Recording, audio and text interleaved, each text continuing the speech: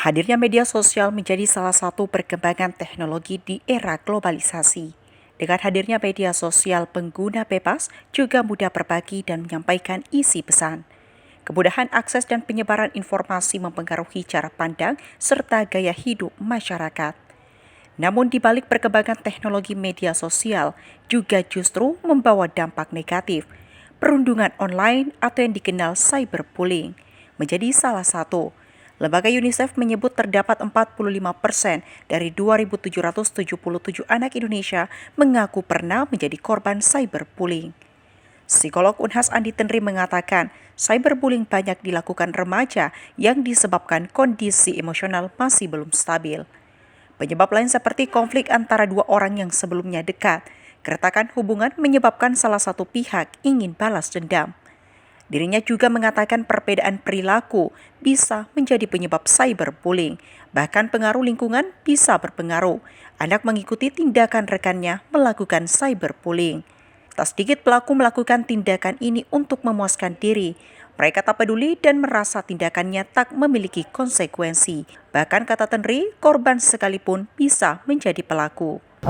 Kebanyakan di usia remaja itu yang mereka emosinya masih labil ya, dengan masih dalam proses pencarian jati diri atau identitas dirinya, itu banyak mengalami cyberbullying karena disebabkan problem-problem, misalnya yang paling sering dilaporkan itu adalah masalah pertemanan misalnya ya. Mereka ada persoalan problem dengan teman dekat ya, mungkin dulu dia bestian, sahabatan, terus tiba-tiba ada jarak ya, sehingga itu bisa menjadi konflik internalnya mereka dan membuat semakin menjadi-jadi ya ketika itu terjadi kepada remaja gitu ya. Jadi kalau di dunia remaja itu paling sering menjadi munculnya perilaku cyberbullying di antara mereka itu adalah karena hubungan pertemanan ya. Bisa juga karena memang ada anak-anak yang berbeda perilakunya di sekolah atau di kelas ya. Ini kadang ya anak-anak yang unik di kelas itu sering dapat cyberbullying dari teman-temannya ya. Misalnya entah dia terlalu pintar kah, entah dia pintarnya pas-pasan kah ya, atau ada perilaku mungkin yang tidak sama dengan lazimnya teman-teman di kelas yang ditampakkan oleh anak tersebut ya, remaja tersebut. Nah, kadang itulah yang menjadi korban bullying ya, cyberbullying sama dari teman-temannya seperti itu. Jadi anak yang menjadi korban cyberbullying itu biasanya juga nantinya ke depannya dia akan menjadi pelaku untuk melakukan cyberbullying kepada temannya yang lain.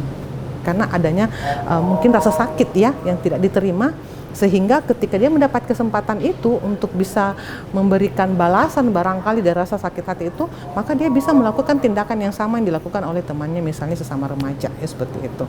Hujatan dan perkataan kasar pelaku bisa membuat korban, terutama yang memiliki mental lemah, menjadi stres berkepanjangan, cemas, melukai diri, depresi, hingga percobaan bunuh diri. Remaja yang mengalami cyberbullying itu tentunya mendapatkan hujatan-hujatan ya yang penuh kekerasan, hal-hal yang menyakitkan ya, perkataan yang kasar ya dari pelaku misalnya ya.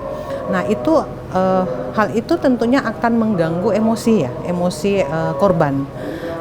Ketika emosi korban terganggu dan dibiarkan tanpa ada penanganan, misalnya penanganan lanjut oleh ahli atau dari orang terdekatnya, maka dampak yang berarti itu anak bisa mengalami stres berkepanjangan ya, stres, bisa menjadi cemas, takut, bahkan bisa sampai sedih, mengurung diri di kamar ya, dan bahkan bisa sampai depresi ya.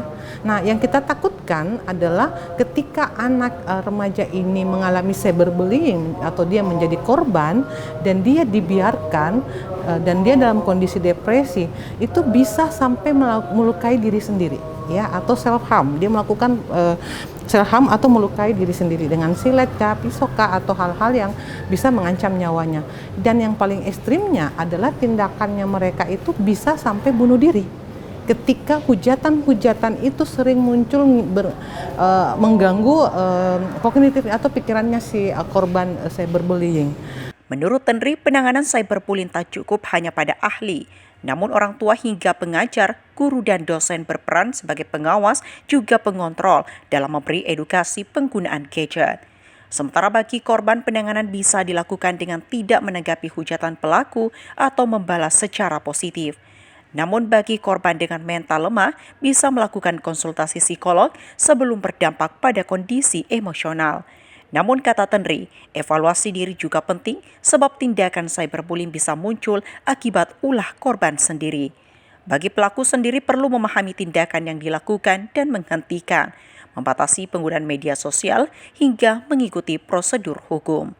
Zulkarnain, Unhas TV.